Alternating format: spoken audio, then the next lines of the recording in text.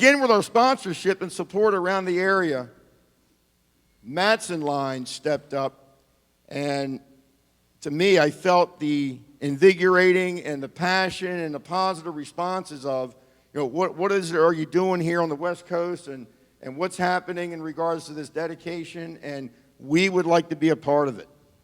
Is Andy Berger still with us? There she is. Andy, thank you for making that phone call. Relationships as it takes that we become part of the team to get things done. Andy introduced me to her staff and what was going on there, and next thing you know, we feel that we got a great relationship with MATSON. And of course, when you're looking at MATSON, you're also considering all the manning it takes, whether it's shoreside or on the ship side. I sailed 30 years, and on the ship side, a company like MATSON, and I must say the tenacity and the vision they have for new ships being built, right? Jones Act trade, and vessels that sail around the world, and they're mostly on the Pacific, but they do sail around. So it's just an incredible another network. And let me please introduce our next guest, Rear Admiral Kevin Krick, United States Maritime Service, currently serves as MATSON Senior Director, Safety, Quality, Environment, and Security. In 1991, the dual licensed graduate of the U.S. Merchant Marine Academy, Krick sailed on a variety of deep-sea ships prior to becoming ashore to study at the University of Delaware's College of Marine Studies. After graduating with a Master of Marine Policy, he served as a presidential appointee to the U.S. Maritime Administration as the Senior Advisor for Maritime Policy. Moving west, he worked for the Pacific Maritime Association and APL before joining MATSON. Krick, a retired U.S. Navy captain, is a board member of the Chamber of Shipping of America and the Smithsonian Environmental Research Center's Advisory Board. Locally, he serves as the president of the Marin County Scouting America and represents MATSON as a member of the San Francisco Maritime National Park Association's Advisory Board. Ladies and gentlemen, please let me introduce you to Rear Admiral Kevin Krick, United States Maritime Service. Thanks, Captain. Welcome aboard. Thank you. Thank you, Captain. So before I hit my formal remarks, just wanted to remark on the room we're in here. It's I think it's very fitting that we're gathered here today in this particular room because I've been a member of the Walt Disney Family Museum almost from the very beginning. And a couple years back, they had an excellent exhibit in this hall on the Merchant Marine in World War II. I mean, on Disney in World War II, including the artwork that you saw up there for the Merchant Marine and many others from the World War II insignia department that was run by Hank Porter. And in fact, years back, it's probably 20 years now, I happened to stumble upon on eBay, someone that they had purchased Hank Porter's estate, and they were liquidating it, and I was able to get a couple of original sketches for the patches, including one was a medical corps, and then one was that I really enjoy was a tugboat unit. Wow. So yeah, so it's very, very fitting to be here today. So thank you all for allowing me to speak on behalf of MATSON. And as you know, I'm Rear Admiral Kevin Krick, and I head up MATSON's Safety, Quality, Environment, and Security Department. So as you heard, I previously served as the Senior Advisor for Maritime Policy at the Maritime Administration, and that's the equivalent of the Chief of Staff there, and that's where I received my commission in the U.S. Maritime Service. And having been a 30-year Navy veteran, I was a Strategic Sea Lift Officer, which we used to be referred to as Merchant Marine officers. So you can see the connection here across the board. While I was at the Maritime Administration, just as an aside here, the American Battle Monuments Commission happened to call our office. I get this call that comes in from the secretary, says, hey, the American Battle Monuments Commission is looking to speak to somebody about the World War II memorial. So, okay, I'll pick up the phone. And what the guy said on the video about getting many phone calls and letters from American merchant mariners 100% true. That's the first thing this guy said to me. He goes, look, we've been overwhelmed with letters and phone calls from merchant mariners, and we need to know what to do here. I said, well, you came to the right place. Maritime Administration, successor agency with the War Shipping Administration and Maritime Commission will help you out, and we did. So it was a fantastic partnership, and in fact, I was actually at the dedication, and I got to sit with Connie Stevens, of all people. So, speaking on behalf of both MATSON and myself, it's a true honor to be here today for this dedication. MATSON's long history of U.S. flag vessels and American merchant mariners spans 143 years and both world wars. Their contributions during World War II are numerous, commendable, and at times heroic. For me, it's a privilege to be a part of such an impressive legacy, particularly since my family history shares many of the same moments at sea. So I'm third-generation Navy. My grandfather served in World War II and was part of the second wave at Omaha Beach on D-Day.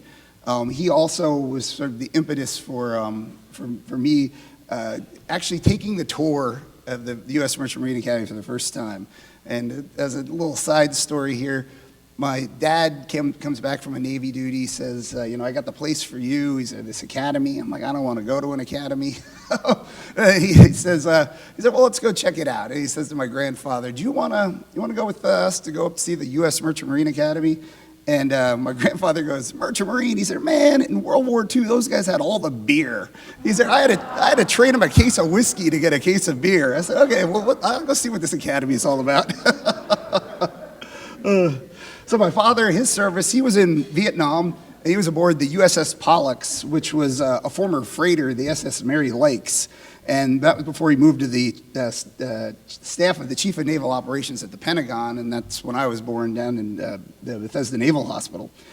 His interest in the shipping side of the Navy, though, moved him into the Military Sealift Command units as a reservist, and that's what ultimately led to my graduating from Kings Point and pursuing careers in the maritime industry and the Navy.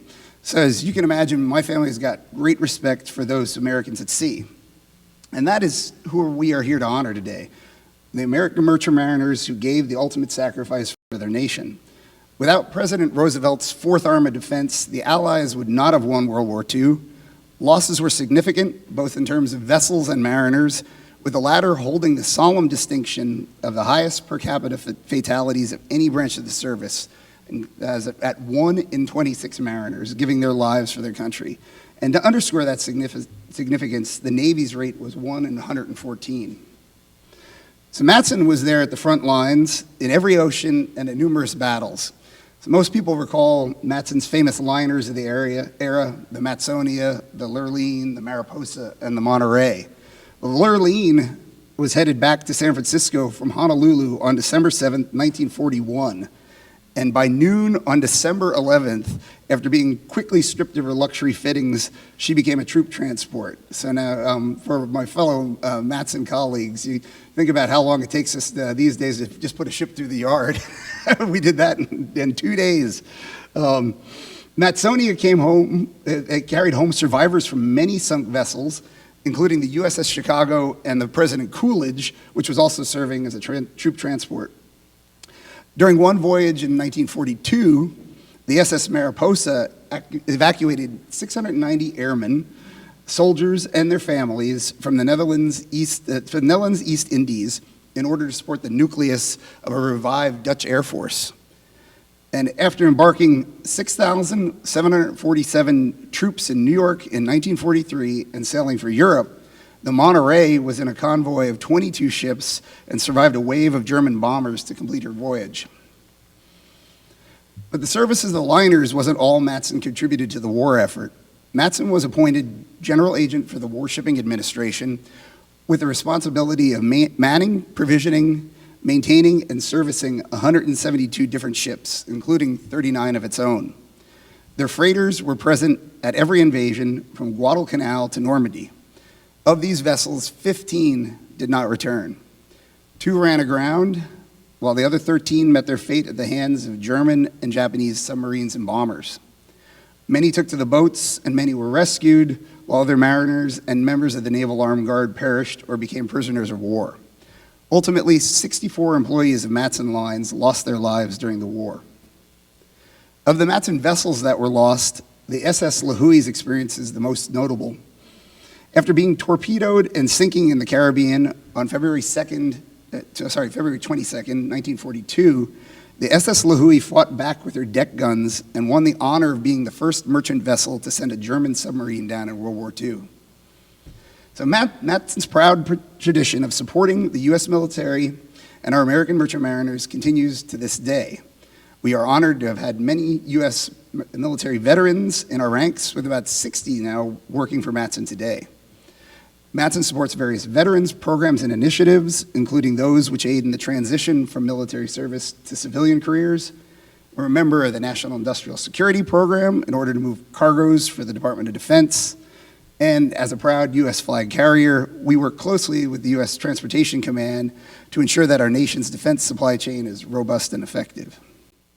So, in conclusion, MATSON is grateful to the American Merchant Marine veterans for the invitation to join you all here today to honor our World War II mariners, including the 4 World War II veterans we have here today: Frank Mendez, Charles Mills, the Honorable Claude Parasso, and Dave Yoho. Thank you for your service. And we also must thank your departed shipmate, Ed Big John Lawton. Thank you.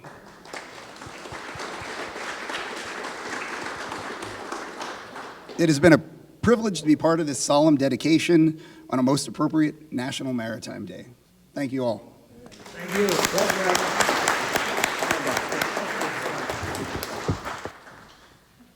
Thank you, Admiral. So much heartfelt.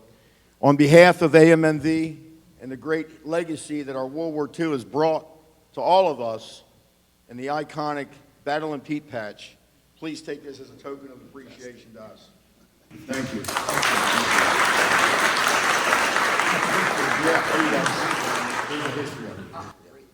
Thank you, Admiral. Thank you, Andy.